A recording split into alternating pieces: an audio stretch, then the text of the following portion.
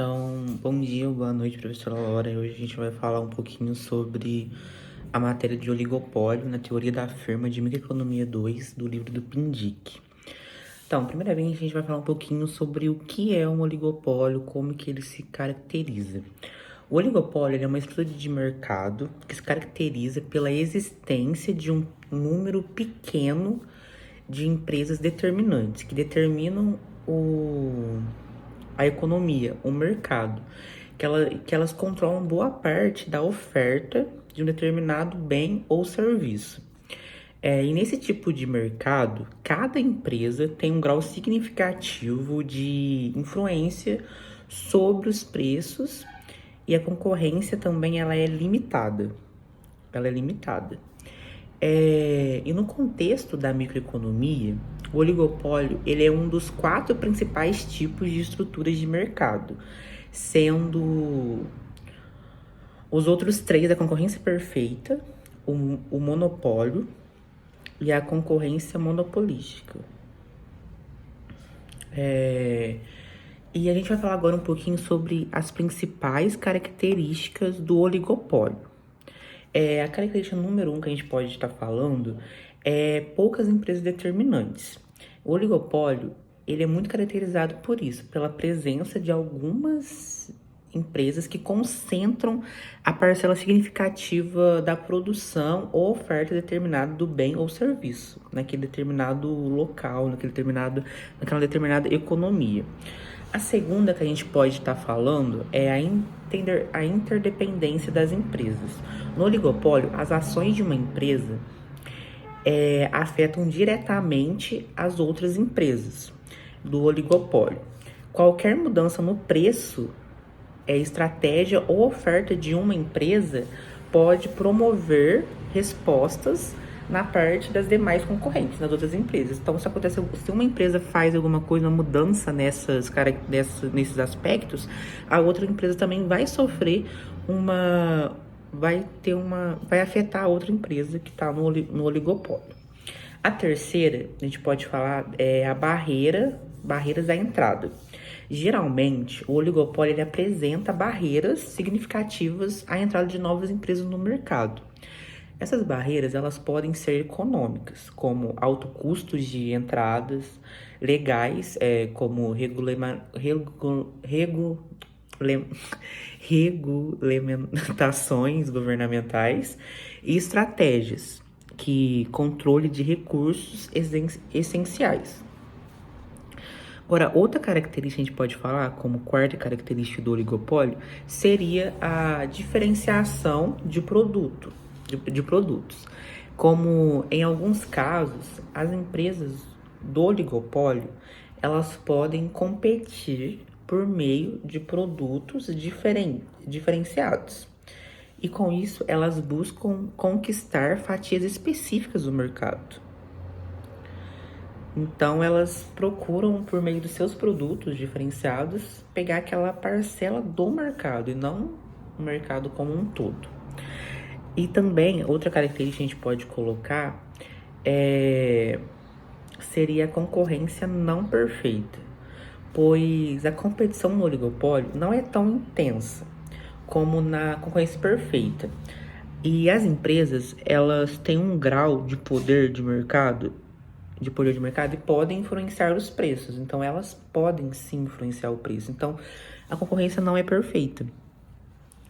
Uma sexta, a gente pode falar, que é o conluio, que em alguns casos pode ocorrer conluio entre as empresas, ou seja, um acordo implícito ou explícito para fixar preço. Então, as empresas elas vão fazer esse acordo no oligopólio para fixar alguns preços. Fixar preço pode ser também dividir o mercado ou restringir a entrada de novos concorrentes. Essa prática é ilegal em muitos países e geralmente ela é combatida pelas autoridades. E a sétima que a gente pode falar também de característica do oligopólio seria os jogos estratégicos. Algumas empresas do oligopólio, elas frequentemente se envolvem em jogos estratégicos. O que isso significa? Antecipando, elas fazem esses jogos para antecipar as reações de outras empresas às suas próprias decisões e suas próprias decisões dentro do oligopólio do mercado.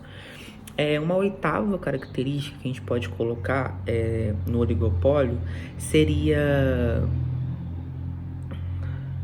essa do conluio e das estratégias das empresas, porque dentro do oligopólio sempre vai ter como a gente pode dizer, essas estratégias para tentar ir de antemão, antecipando as reações. E também a gente pode notar que é muito importante a gente ressaltar que no oligopólio ele pode ele pode se apresentar em diferentes graus, desde um oligopólio puro, com apenas duas empresas, até a um mercado com algumas empresas maiores e algumas menores. E cada tipo de oligopólio pode apresentar desafios específicos para as empresas envolvidas e para os consumidores e para as autoridades reguladoras também. Por conta da complexidade do oligopólio e suas implicações para a economia, os governos costumam monitorar e regulamentar esses mercados para evitar as práticas anticompetitivas e proteger também o bem-estar dos consumidores. Então, o oligopólio ele não é aceito dessa maneira assim. Agora a gente pode falar também um pouco sobre algumas curiosidades do oligopólio. Uma primeira curiosidade sobre o oligopólio são os setores comuns de oligopólio. O oligopólio ele é comum em setores chaves da economia, como telecomunicações, indústrias automotivas, indústrias aéreas, produção de petróleo e gás, fabricação de computadores também ele é comum, e sistemas operacionais, entre vários outros setores que o oligopólio ele é comum na economia.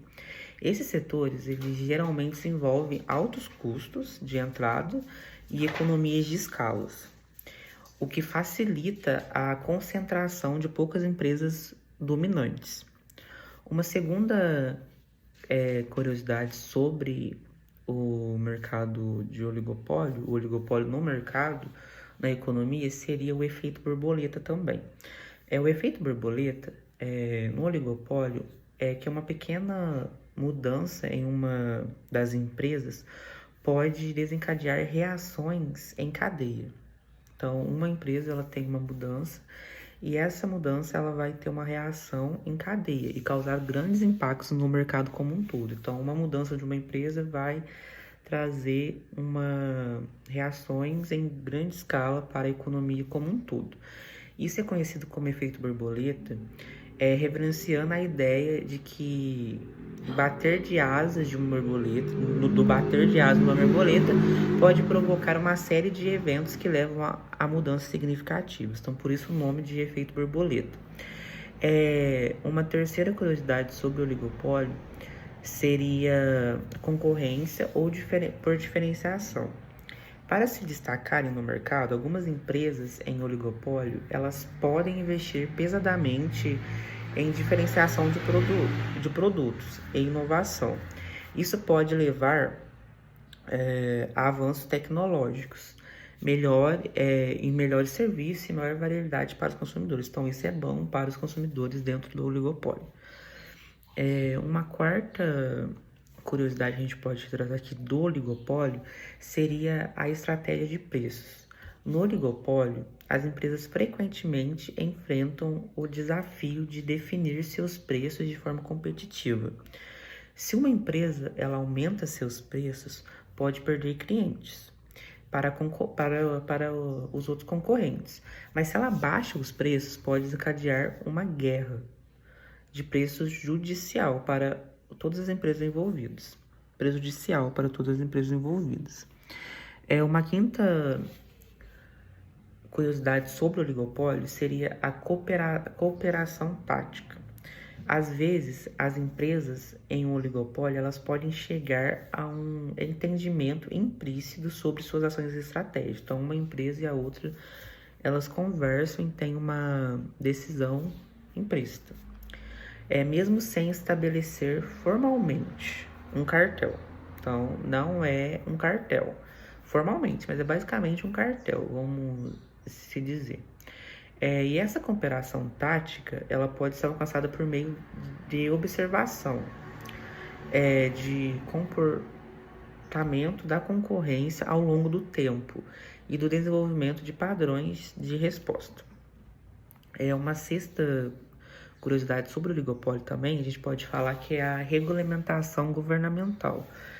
Que dada a natureza do oligopólio e o potencial para práticas anticompetitivas, muitos governos adotam políticas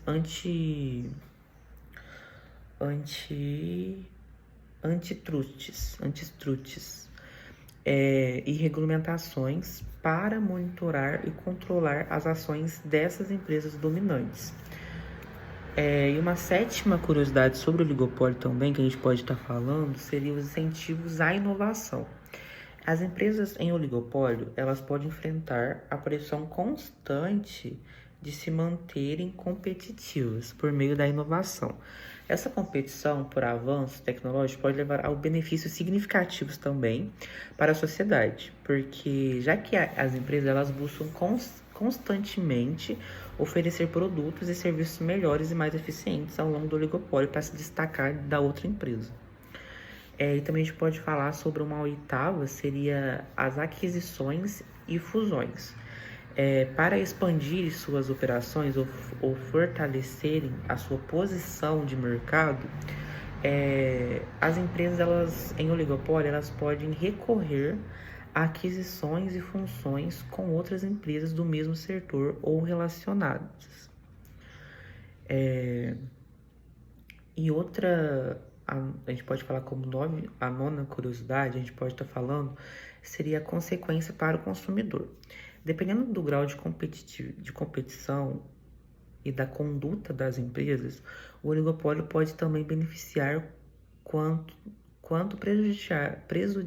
prejudiciar os consumidores. Por um lado, a competição por diferenciação de produtos pode trazer maior variedade e qualidade. Por outro lado, a falta de concorrência pode levar aos preços mais altos e também à redução de escolha do consumidor. A gente pode falar também que essas curiosidades elas se destacam dos aspectos fascinantes e complexos do oligopólio, como uma estrutura de mercado que influencia a economia. As empresas dentro do oligopólio e os consumidores de maneira significativa. Então, a gente vai falar um pouco sobre o modelo de Cournot. Então, o modelo de Cournot ele é um conceito econômico utilizado para analisar a competição entre empresas que produzem bens homogêneos, ou seja, produtos idênticos, em um mercado oligopolístico, que é no oligopólio. E ele foi desenvolvido pelo economista francês Augustin Cournot, em 1838. Então, pensa, esse modelo de Cournot ele já é bem antigo e utilizado há muito tempo. E ele é amplamente conhecido na teoria econômica como modelo básico de competição imperfeita. E no modelo de Cournot, nas demonstrações, nas contas, ele considera que há um número limitado de empresas competindo no mercado. E cada empresa decide quanto produzir independentemente das ações das outras, assumindo que as decisões das outras empresas permanecerão constantes. Então, dentro do modelo de Cournot, você considera que as decisões das outras empresas vai ser sempre constante. Ou seja, supõe-se que as empresas elas escolhem sua quantidade de produção com base na quantidade produzida por seus concorrentes, mas sem conhecer os detalhes das estratégias desses últimos. E dentro do modelo de Cournot, a gente tem alguns elementos que são básicos. a gente pode estar enumerando esses elementos. O primeiro, a gente pode colocar as empresas. Existem duas ou mais empresas que produzem um bem homogêneo. Então, dentro do modelo de Cournot, ele considera duas ou mais empresas. E essas empresas devem produzir o bem homogêneo. Então, são bens idênticos. O segundo que a gente pode enumerar são as... Então, o segundo elemento do modelo de Cournot seria a quantidade produzida. Cada empresa, ela decide quanto produzir no mercado. Então, cada empresa tem esse poder de decidir quanto ela vai produzir. Outro elemento básico no modelo de Cournot é a função dos custos. Cada empresa, ela possui uma função de custos que determina os custos associados à produção de uma determinada quantidade de bens. Então, cada empresa tem essa função de custos. Ela tem uma função de custos que muitas das vezes os exercícios vão dar essa função de custos, e elas determinam os custos e associações da produção de cada empresa. O quarto elemento seria a demanda do mercado, do mercado. Então, existe no modelo de Cournot uma função também que é dada de demanda do mercado, que mostra como a gente pode dizer, a quantidade total determinada pelos consumidores a diferentes preços. Então, essa função ela mostra isso, a quantidade demandada pelos consumidores em diferentes níveis de preços.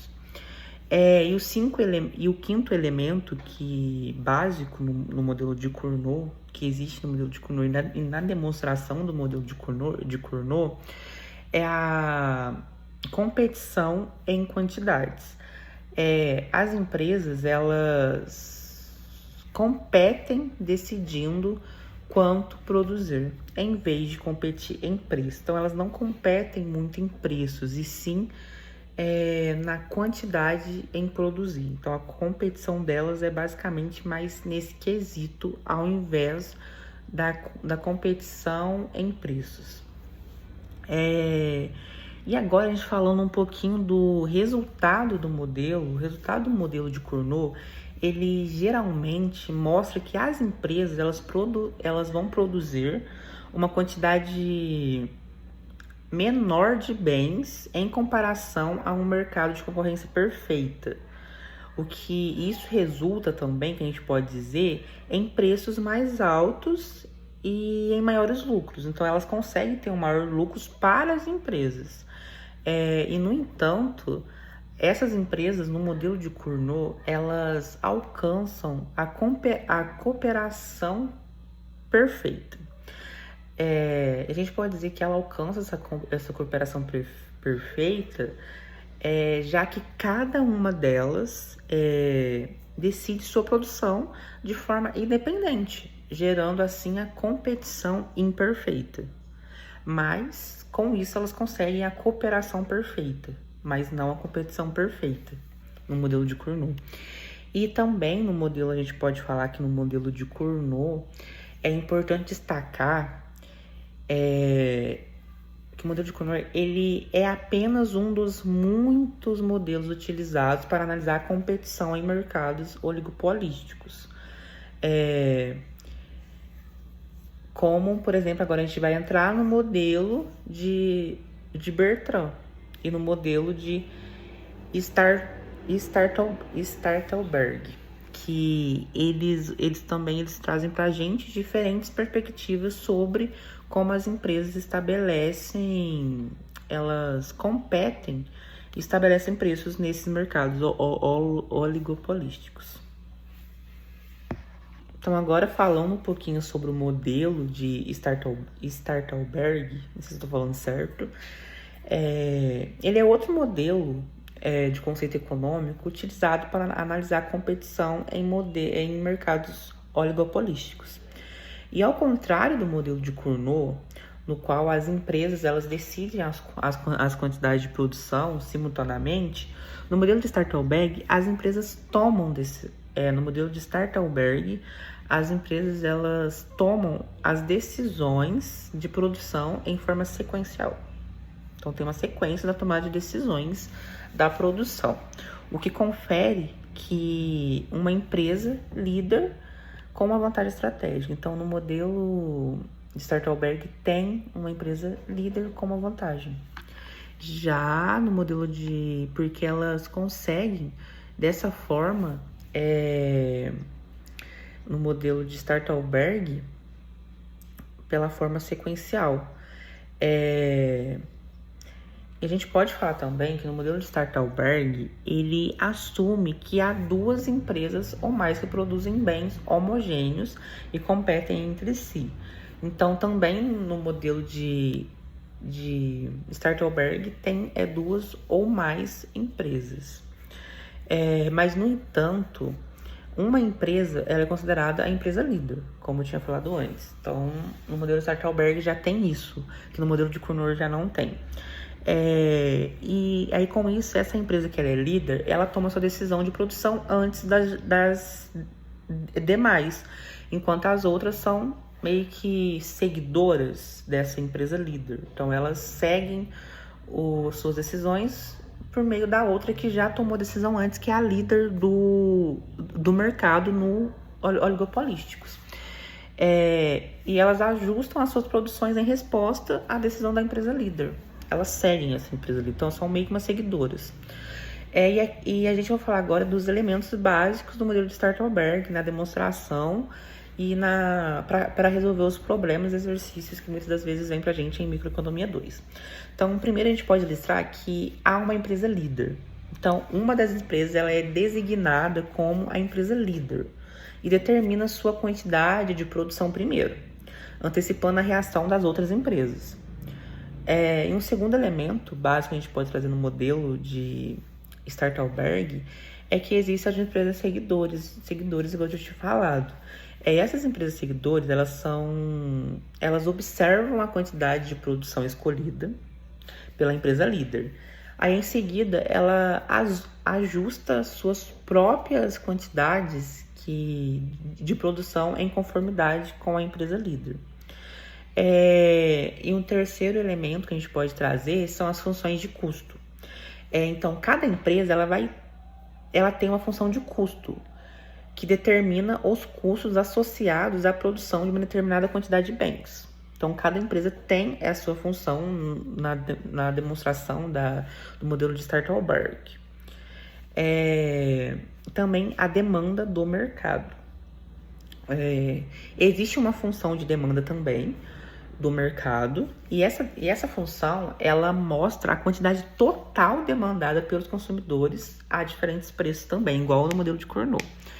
E agora a gente pode falar também, aqui um quinto elemento seria a competição sequencial, que a empresa líder age primeiro, em seguida pelas outras empresas seguidores, onde eu tinha falado.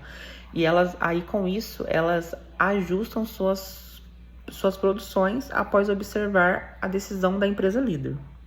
Então, é basicamente isso que elas fazem. E a gente pode falar que uma diferença entre o modelo de Start-Alberg e o modelo de Cournot é que no modelo de Start-Alberg, uma empresa ela possui uma posição de liderança e tem informações sobre a reação das outras empresas. Enquanto no segundo, que é o modelo de Cournot, todas as empresas elas decidem suas produções simultaneamente, sem ter informações detalhadas sobre as estratégias das demais. E agora que a gente fala um pouquinho sobre o resultado do modelo, agora falar um pouquinho sobre o resultado do modelo, ele pode ser diferente do modelo de Cournot, pois a empresa líder ela tem uma vantagem estratégica e pode influenciar o comportamento das empresas seguidoras, que pode também afetar os níveis de produção e os preços do mercado. Então, o modelo de Startalberg é usado para analisar as estratégias de liderança e seguidoras em mercados com competição oligopolísticas. E agora o terceiro modelo no oligopólio é o modelo de Bertrand, que ele é outro conceito econômico para analisar a competição em mercados no oligopólio e mercados oligopolísticos. E diferente do modelo de Cournot e do modelo de Startalberg, a gente pode falar que o modelo de Bertrand que nesses dois modelos as empresas competem em quantidades produzidas. No modelo de Bertrand vai ser ao contrário. Elas competem em preços e não na quantidade produzidas. Nesse modelo, ele assume que há duas ou mais empresas que produzem bens idênticos e competem entre si. Então, também duas ou mais empresas com bens idênticos e elas competem entre si, igual aos outros modelos mesmo. E igual aos outros modelos também, que era homogêneo e elas também competiam entre si com bens idênticos ou produtos. Então, cada empresa, ela escolhe no modelo de Bertrand, ela escolhe um preço para o seu produto. E os consumidores compram do fornecedor que oferece o preço mais baixo. Que isso é lei na economia. A pessoa vai procurar o preço mais baixo. E o modelo, ele é baseado no pressuposto de que as empresas elas ajustam seus preços de forma rápida e estratégia em resposta a ações dos outros concorrentes. Então, se a empresa A ela baixou o preço, a empresa B também vai ter uma reação de abaixar o seu preço para que ela não perca na concorrência. E aqui a gente vai falar um pouquinho sobre os elementos básicos também desse modelo, na demonstração dele e na resolução dos problemas. Então, empresas são duas ou mais empresas que produzem bens idênticos e competem no mercado, como os outros modelos também. Não tem diferença. Preços é a diferença. Que cada empresa ela escolhe o preço do seu produto e elas competem por preço e não por quantidade de produção igual nos outros modelos. O terceiro elemento que a gente pode trazer é o comportamento dos consumidores. Os consumidores eles compram do fornecedor que oferece o preço mais baixo. Então aqui tem isso. É a lei do consumidor, ele vai procurar um preço mais baixo com produtos idênticos, então ele vai procurar aquele preço mais baixo que cabe no seu bolso. E o quarto, a gente pode trazer a competição em preços, que a competição em preços, ela é que as empresas, elas competem ajustando seus preços em respostas às ações dos concorrentes. Então, vai ter essa reação, igual eu já tinha falado, ela vai ajustar o seu preço, tendo uma reação. E a gente pode falar também, uma característica importante no modelo de Bertrand é a noção de competição perfeita em preços. Então, nesse modelo, a gente pode falar que onde as empresas ajustam seus preços até que todos os produtores querem cobrar o preço do custo marginal. Então, nesse modelo as empresas elas vão ajustando seu preço até que o preço de todos no mercado chega ao preço do custo marginal, resultando em um equilíbrio onde os preços são iguais aos custos marginais e os lucros são nulos. Então, quando a gente demonstra isso, a gente chega a um lucro zero, a gente chega a um equilíbrio, que é onde os custos tem o mesmo valor da produção. O custo é o mesmo, o preço tem o mesmo valor do custo marginal. Então, o lucro é zero.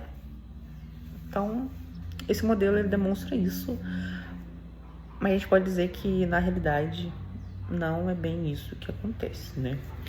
E, no entanto, existe um problema conhecido como o paradoxo de Bertrand, que eu achei muito legal e fui até procurar um pouco sobre, é que ele surge como ele surge quando os custos marginais eles são iguais para todas as empresas. Aí nessa situação, as empresas elas podem ser levadas a estabelecer preços abaixo do seu custo marginal para ganhar participação no mercado. Então elas vão produzir, elas vão vender abaixo do seu custo marginal, tendo um lucro negativo, tendo prejuízo. Isso ele leva a uma competição excessivamente agressiva. E a gente pode dizer também que é uma redução nos lucros para todas as empresas. Porque as outras também vão tentar acompanhar, entendeu? Então, no mercado vai ter um lucro negativo para todas essas empresas que estão nesse mercado oligopolístico. E o modelo de Bertrand, a gente pode dizer que ele é uma importante ferramenta de análise também para entender a concorrência em mercados onde os produtos eles são homogêneos. E as empresas elas têm a capacidade de ajustar o seu preço rapidamente em resposta às ações dos concorrentes. Só que isso também ele é bem agressivo, porque ele pode chegar a ter lucros negativos, zero ou negativo. Essa reação ela leva a isso no modelo de Bertrand.